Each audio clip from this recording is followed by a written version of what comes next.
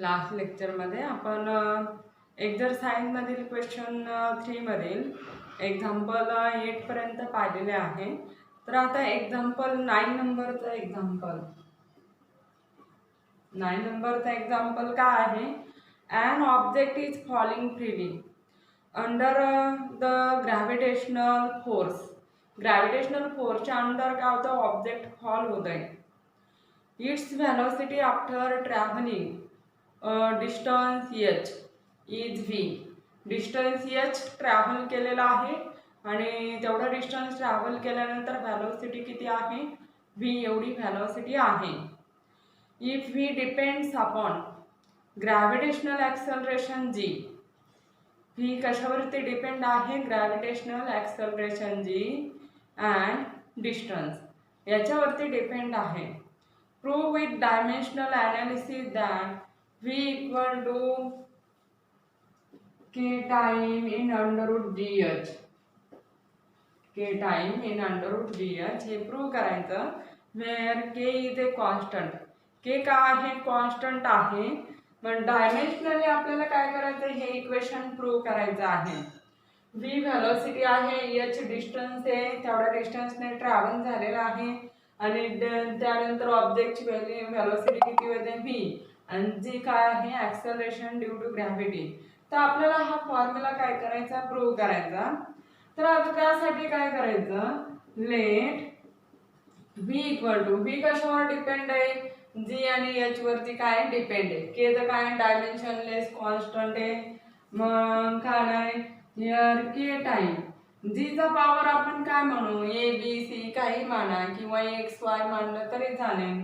मग suppose here x मानू आणि एच इक्वल टू काय? वाय मानताय. असं इक्वेशन घेता येईल. याला आपण इक्वेशन काय? 1 म्हणू. आणि आपल्याला काय करायचं? एक्स आणि वाय ची व्हॅल्यू काय करायची? फाइंड आउट करायची.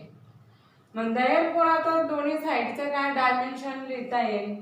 Writing dimensions of both sides. आता इथं v काय आहे? व्हेलॉसिटी. व्हेलॉसिटीचं डायमेन्शन काय आहे? Here therefore dimension of v, velocity चा डायमेन्शन आहे 1 in length, 0 in mass आणि -1 in काय? टाइम. एवढं डायमेन्शन आहे. नंतर g चं dimension it is equal to हे ॲक्सलरेशन आहे g. मग g चं डायमेन्शन काय आहे?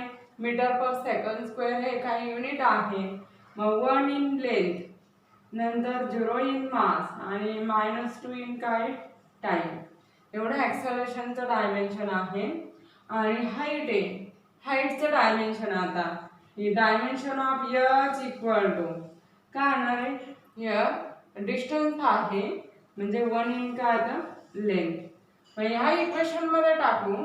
Wear k is a dimensionless constant. Where k is dimensionless constant.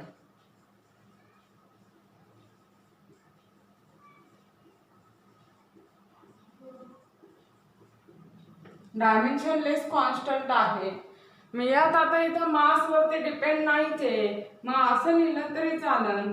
Here 1 in length आणि इथं -1 in टाइम एवढंच लिहिलं तरी चालेल. इथं सुद्धा काय? -2 in काय? टाइम एवढंच घेतलं तरी चालेल. म्हणजे मास वरती डिपेंड नाही तर ते नाही घेतलं तरी चालेल. मग therefore putting dimensions in equation 1, putting dimensions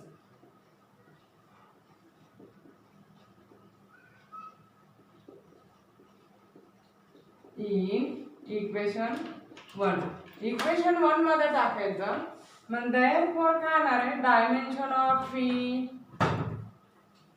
it is equal to काय आहे? k इंटू काय? k नाही लिहिलं तरी चालेल, ते डायमेन्शनलेस आहे. Dimension of g raise to काय आहे? x into dimension of h raise to काय येणार आहे? y.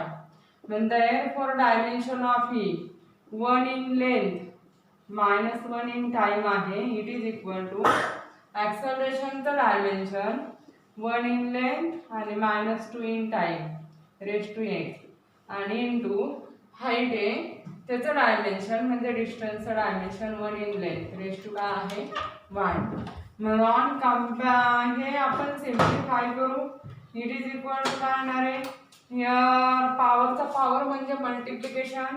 मग एक्स इन लेंथ आणि -2x इन काय येणार आहे टाइम. आणि इथं काय येणार आहे वाय इन काय येणार आहे लेंथ येणार. 1 into वाय येणार. This is equal to here लेंथचा पॉवर आता मल्टिप्लिकेशन साइन आहे पॉवरची ॲडिशन होणार. X plus y in length येणार आणि -2x इन काय येतं टाइम. आणि ह्या साईडला काय आहे 1 इन लेंथ आणि -1 इन टाइम. मग दोन्ही साइड कंपेअर करू. On comparing both sides, on comparing both sides, दोन्ही साइड्स आपण कंपेअर करू. वी गेट लेंथचा पॉवर हा काय राहणार इक्वल राहणार. म्हणजे मग x plus y equal to काय येतं x plus y equal to 1. हे इक्वेशन आपण काय म्हणू सेकंड. अँड टीचा पॉवर इक्वल होईल काय येणार -2x इक्वल टू काय येणार आहे -1 येणार. -2x equal to -1.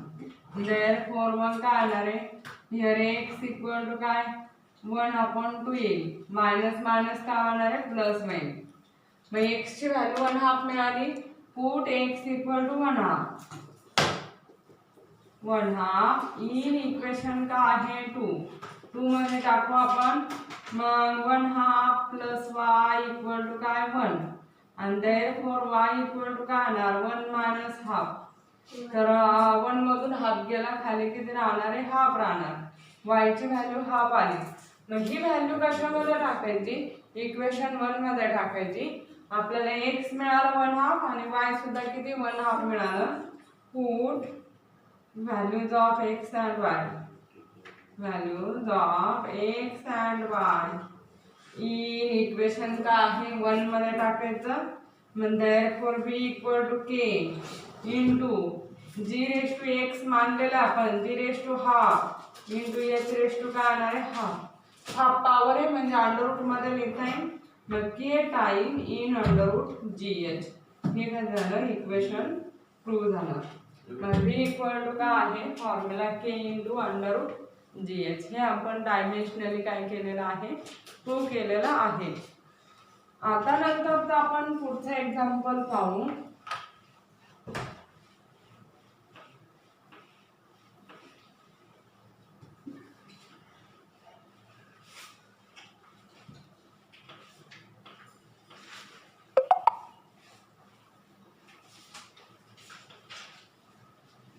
पुढचं काय आहे एक्झाम्पल v इक्वल टू काय आहे at plus b upon t plus c.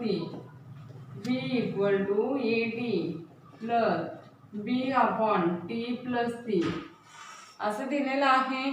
Plus v0 असं इक्वेशन दिलेलं आहे. तर इज अ डायमेन्शनली व्हॅलिड इक्वेशन. म्हणजे डायमेन्शनली आपल्याला इक्वेशन काय दिलेलं आहे करेक्ट दिलेलं आहे. नंतर काय दिलं obtain the dimensional formula for A B and C. A B आणि सी साठीचा आपल्याला डायमेन्शनल फॉर्म्युला काय करायचा ऑब्टेन करायचा. Where V is velocity. V का आहे व्हेलॉसिटी आहे. T is time. टी का आहे टाइम आहे. And V is initial velocity. v0 काय आहे इनिशियल व्हेलॉसिटी आहे. तर आपल्याला ए नंतर बी आणि सीचं काय करायचं डायमेन्शन फाइंड आउट करायचं. तर मग काय येणार इथं प्लस टर्म्स आहेत. मग यांचं डायमेन्शन्स काय राहणार प्रत्येक टर्मचं. कारण डायमेन्शनली कसं आहे करेक्ट आहे गिवन इक्वेशन. मग दिलेलं इक्वेशन लिहिता येईल इज डायमेन्शनली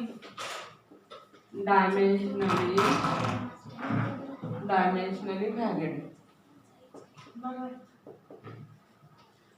मग देअरफॉर काय येणार आहे therefore dimension of v equal to dimension of ab आणि इट इज इक्वल टू काय dimension of v upon t plus c आणि इट इज इक्वल टू काय डायमेन्शन ऑफ v0 हे येणार.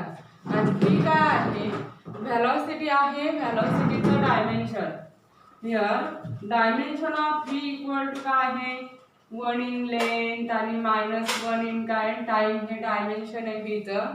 मग देअरफॉर काय घेता येईल आपल्याला dimension of it is equal to dimension of here V आणि इट इज इक्वल टू काय 1 इन लेंथ -1 इन काय टाइम असं घेता येईल. मग देअरफॉर आपल्याला कशाचं काढायचं याचं डायमेन्शन काढायचं. एटीचं डायमेन्शन कसं लिहिता येईल dimension of A into dimension of T असं लिहिता येईल आपल्याला. इट इज इक्वल टू काय आहे हिअर 1 इन लेंथ आणि -1 इन टाइम असं लिहिता येईल. मग टाइम टी इकडे घेता येईल आपल्याला. Therefore dimension of A it is equal to dimension हे 1 इन लेंथ आणि -1 in time upon dimension of काय टीचं डायमेन्शन. मग टी हे काय आहे टाइम आहे. मग therefore dimension of A it is equal to काय 1 इन लेंथ -1 इन टाइम आणि आपण डायमेन्शन ऑफ टी टाइम हे येणार आणि इट इज इक्वल टू काय -2 इन इथं +1 आहे वरती आल्यावर -1 होईल म्हणजे -2 इन टाइम होईल. मग 1 इन लेंथ आणि -2 इन काय टाइम एवढं आलं. मग therefore dimension of A equal to काय आहे 1 इन लेंथ 0 इन मास आणि -2 इन काय टाइम एवढं काय तर डायमेन्शन आलं कशाचं एचं. आता आपल्याला बीचं काढायचं आहे आणि इथं T+C आहे मग ॲडिशन आहे. ॲडिशनमध्ये प्रत्येक टर्मचं डायमेन्शन कसं राहणार सेम राहणार. इन ॲडिशन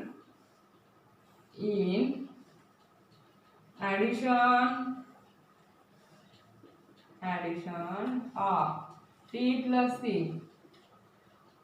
dimensions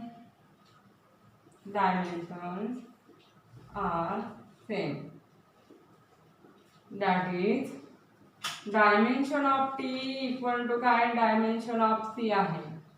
C चं डायमेन्शन आणि it is equal to T चं डायमेन्शन म्हणजे टाइम आहे. मग याचं डायमेन्शन काय येणार आहे हिअर T 1 इन टाइम एवढं डायमेन्शन येणार.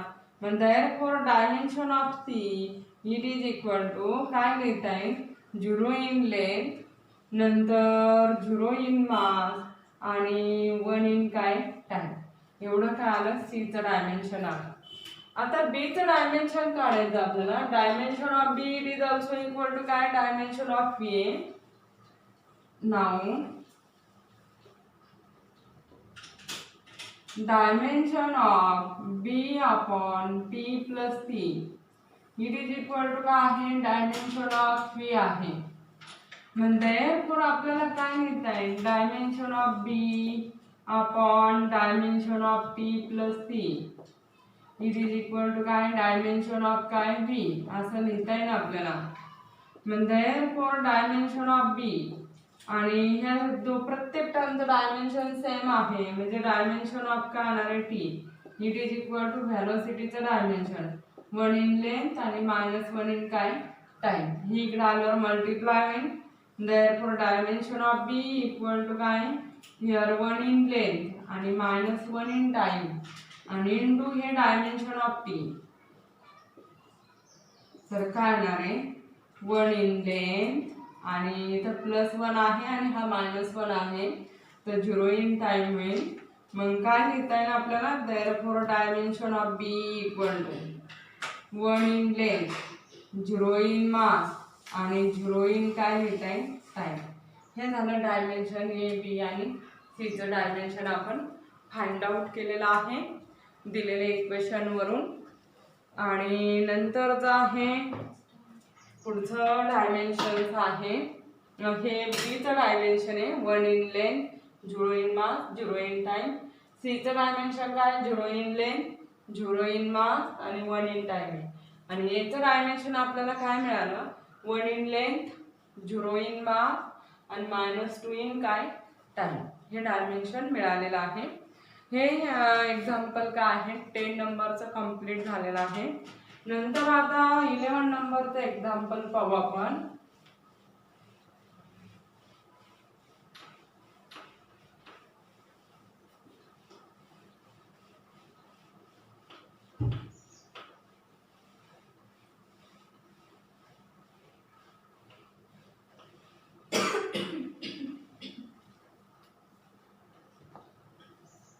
11 नंबरचं एक्झाम्पल काय आहे, length, breadth and thickness of a rectangular sheet of metal are 4.234 metre. Length आपल्याला दिलेली आहे 4.234 मीटर एवढी लेंथ दिलेली आहे. नंतर ब्रीथ दिलेला आहे, ब्रीथ किती आहे 1.005 काय आहे मीटर आहे. मग आपण बी ने डिनोट करू 1.005 मीटर एवढी काय आहे ब्रीथ आहे. अँड 2.01 सेंटीमीटर हे काय थिकनेस आहे, 2.01 सेंटीमीटर हे थिकनेस आहे. तर आपण ते काय करू, एच ने काय करू डिनोट करू thickness respectively. Give the area and volume of the sheet to correct significant figure. Correct significant फिगरच्या फॉर्ममध्ये एरिया आणि व्हॉल्यूम काय करायचं आपल्याला एक्सप्रेस करायचा. ही लेंथ आहे, ही ब्रीथ आहे आणि थिकनेस आपण काय केलं एच ने डिनोट केलं हे थिकनेस, किंवा थिकनेस काय डी ने डिनोट केलं तरी चालेल. आणि ह्या फॉर्ममध्ये आपण एक्सप्रेस करू. मग रेक्टँग्युलर शीट आहे मेटल शीट, तर आपल्याला त्याचा एरिया काढायचा आणि व्हॉल्यूम काढायचा आहे. मग देअरफॉर एरिया ऑफ इथं आता हे थिकनेस जे आहे ते सेंटीमीटर मध्ये आहे, तर ते मीटर मध्ये आपण कन्वर्ट करू. 2 डेसिमल प्लेस कुठे येणार आहे लेफ्ट साइडला येणार. It is equal to 0.0201 metre मध्ये येणार एवढे काय थिकनेस आहे. आणि एरिया ऑफ रेक्टँग्युलर शीट,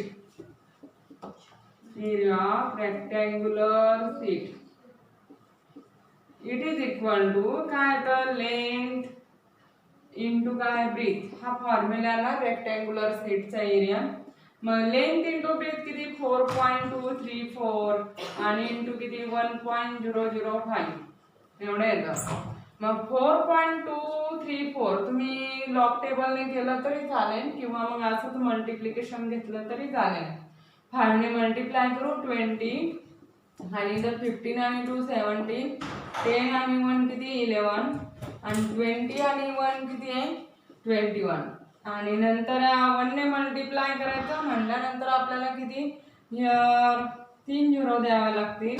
4 3 2 आणि 4 0 7 1 5 5 2 4 एवढं येतं. आणि डेसिमल प्लेस किती 1 2 3 4 5 6 1 2 3 4 5 6 एवढं येणार. 4.25517 एवढं येणार. 4.25517. मग आपल्याला करेक्ट सिग्निफिकंट फिगरच्या फॉर्ममध्ये एक्सप्रेस करायचं, म्हणजे 4 सिग्निफिकंट फिगरच्या फॉर्ममध्ये एक्सप्रेस करावं लागेल.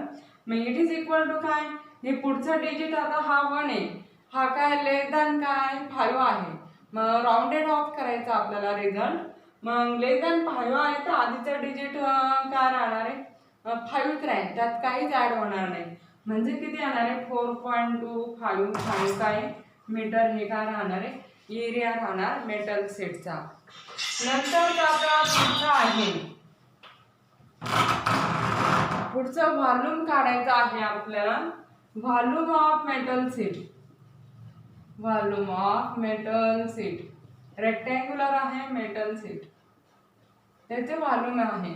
मग एरिया इंटू काय घेता येईल थिकनेस घेता येईल, आपण हे काढलेलं आहे.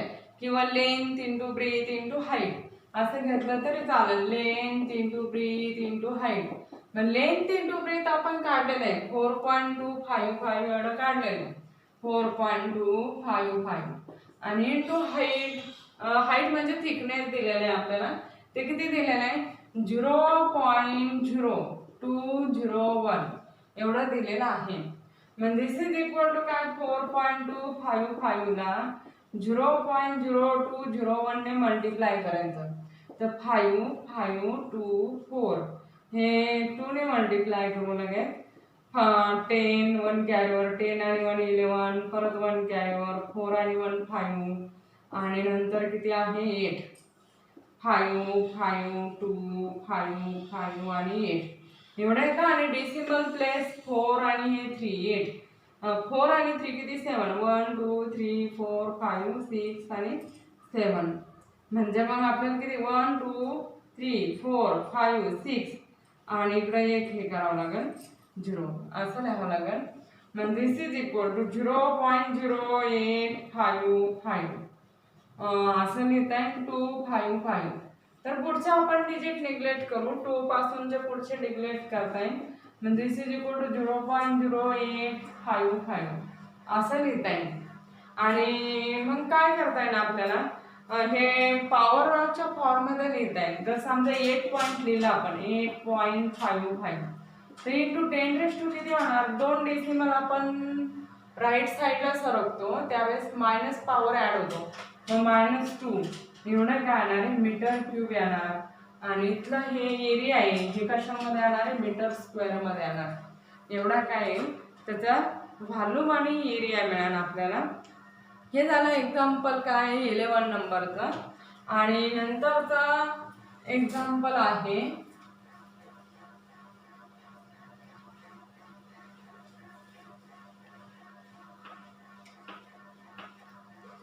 एक्झाम्पल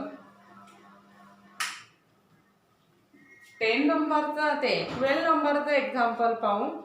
मग काय दिलेलं आहे if the length of a cylinder is L equal to length of a cylinder L equal to काय दिलेलं आहे 4.00 प्लस ऑर मायनस इथे आणखीन एक 0 पाहिजे कारण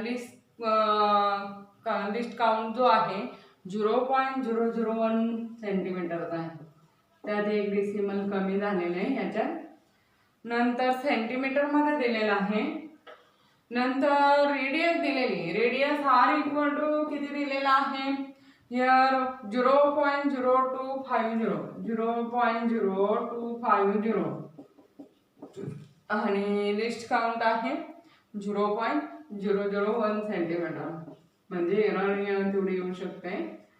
हे r आहे रेडियस. अँड मास दिलेला आहे m इक्वल टू काय आहे 6.25 प्लस ऑर मायनस काय आहे 0.01. हे सेंटीमीटर मध्ये ते कशामध्ये ग्रॅम मध्ये मास आहे.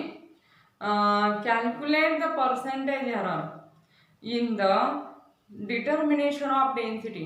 डेन्सिटीच्या डिटर्मिनेशन मध्ये आपल्याला पर्सेंटेज एरर काढायची. मग लेंथ नंतरचं काय दिलेलं आहे सिलेंड्रिकल म्हणजे लेंथ म्हणजे हाईट आहे आणि रेडियस दिलेली आहे आणि मास दिलेला आहे. मग डेन्सिटीचा फॉर्म्युला काय आहे density equal to mass upon काय व्हॉल्यूम मास अपॉन व्हॉल्यूम हा फॉर्म्युला आहे डेन्सिटीचा. मग देअरफॉर काय येणार आहे rho equal to mass m upon volume काय सिलेंड्रिकल शेप मध्ये आहे. मग सिलेंड्रिकल शेप मध्ये आहे तर πr² h ने आपण घेतो. h म्हणजे लेंथ आहे. मग काय येणार आहे πr² l एवढं काय राहणार आहे त्याचा फॉर्म्युला राहणार. मग आपल्याला पर्सेंटेज एरर काढायची आहे. मग इथं आता पाय म्हणजे कॉन्स्टंट व्हॅल्यू आहे. मग आपल्याला काय m अपॉन r² × l ह्या फॉर्म मध्ये क्वांटिटी आहे. मग देअरफॉर काय येणार आहे पर्सेंटेज एरर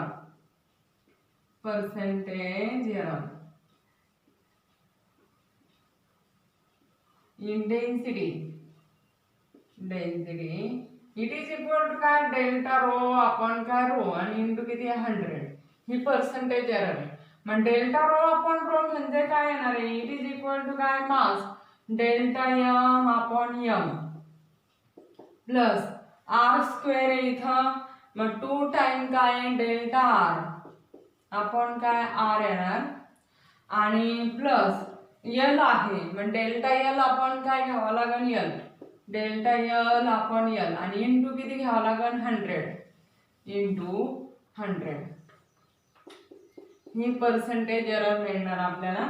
डेल्टा m म्हणजे 0.01 एवढा डेल्टा m आहे 0.01 अपॉन m किती आहे 6.25 प्लस 2 टाइम डेल्टा आर किती आहे 0.001 0.001 आपण किती आहे 0.0250 आणि प्लस डेल्टा एल किती आहे 0.001 0.001 आपण किती आहे 4.000 आणि टोटल याला कशाने मल्टिप्लाय करायचं इंटू 100 कारण आपल्याला पर्सेंटेज एरर काढायची. हे दोघांचे डेसिमल पॉइंट सरकू आपण 1/625 प्लस 2 ने मल्टिप्लाय करू आपण मग किती येणार आहे 3 डेसिमल सरकू मग इथे किती 2 1 × 2 2 येणार आहे 2 आपण किती होईल 25 होईल आणि प्लस याचे डेसिमल पॉइंट सरकू आपण 3 3 सरकू 1 2 3 मग 1 आपण किती 4000 एवढं येणार आणि इंटू किती 100 एवढं येतं. मग दिस इज इक्वल टू काय करता येईल हिअर 25 ने याला मल्टिप्लाय डिवाइड करता येईल तर किती येणार आहे 1/625 प्लस 25 × 2 50/625 आणि प्लस 1/4000 यातलं काय येणार आहे इंटू 100 असं घेता येईल. इथं 51 येणार मग 51/625 प्लस 1/4000 इंटू किती 100 एवढे घेता येईल आणि 625 मध्ये पाहू आपण किती यायला पाहिजे 4000 यायला पाहिजे तर मग किती येणार आहे 9 6 54 होतं 8 6 किती 48 होतं आणि 7 6 42 6 ने मल्टिप्लाय करून तो 6 5 30 3 कॅरीवर 6 2 किती होतं 12 आणि 3 12 आणि 3 किती होतं here 51 कॅरीवर 36 आणि हे काय मल्टिपल नाही 4000 एवढं तर काय करता येईल आपल्याला डिनोमिनेटर इक्वल करता येईल. काय करू here 4000 × 51 this is equal to 4000 × 51 51 × 4000 plus 625 आणि आपण 625 इंटू किती 4000 इंटू किती 100 असं घेऊ मग 100 आहे तर हे 2 2 0 जातील आणि काय येणार आहे हिअर काय करता येईल 4 × 1 4 4 5 किती 20 आणि हे काय 0 0 आणि प्लस 625 आपण 625 इंटू किती आहे 40 ॲडिशन घेऊ आपण 2 0 4 6 2 5 आपण 625 इंटू किती आहे 40 एवढे येतं 5 ने भाग देता येईल याला 5 चा भाग दिला तर 125 येतं आणि इथे किती 4 नंतरचा किती 0 5 4 20 होतं 0 आणि नंतर 4 9 45 आणि 1 राहतं 4 2 10 खाली परत 1 राहतं म्हणजे मग किती राहतं किती येणार आहे 4 ने भाग देतो आपण तर 4 5 ने देतो 5 4 20 0 नंतर 5 9 45 1 राहतं 5 2 10 खाली 2 राहिलं आणि नंतर 5 चा भाग जातो एवढं येतं. तर आता परत काय होईल 5 चा भाग जातो 25 ने जातो का पाहू याला 1 चा भाग दिल्यानंतर 40 - 25 किती येतं 10 मधून 5 गेला 5 आणि 1 15 वरून 9 घेतले तर 6 चा भाग जाईल खाली परत कितीचा 7 चा भाग देऊ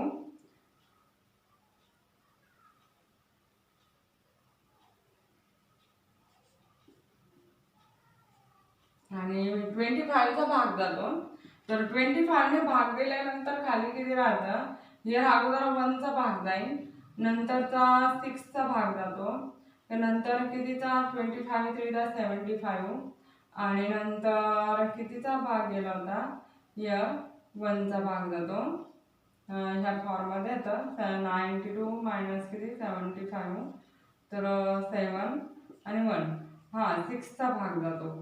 आणि आपण किती आहे हिअर खाली 25 ने 5 इंटू किती 80 असणं 40 आहे त्याचा भाग जातो.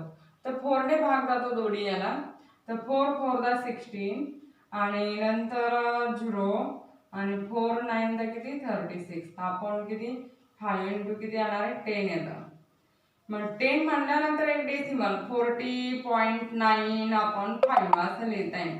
आणि मग 5 8 दा 40.1 आणि नंतर कितीचा भाग जाणार आहे हिअर 4 राहतं आणि 5 8 दा 40 म्हणजे 8.18% एवढी काही एरर येणार. हे तुम्ही इथंच लॉगने कॅल्क्युलेशन केलं तरी चालेल. म्हणजे लॉग ऑफ 204625 मायनस काय लॉग ऑफ दिस. मग असं जर कॅल्क्युलेशन केलं तरी चालेल किंवा मग हे असं कॅल्क्युलेशन केलं तरी चालेल. आणि किती येतं 8.18% येतं. तर मग काय येणार आहे हिअर ही पर्सेंटेज एरर आलेली आहे. मग तुम्ही तुमच्या पद्धतीने सुद्धा कॅल्क्युलेशन करू शकता. आणि एक्झाम्पल 12 पर्यंत आपले कंप्लीट झालेले आहे. आता आपण 4 एक्झाम्पल राहिलेले आहेत नेक्स्ट लेक्चरमध्ये घेऊ.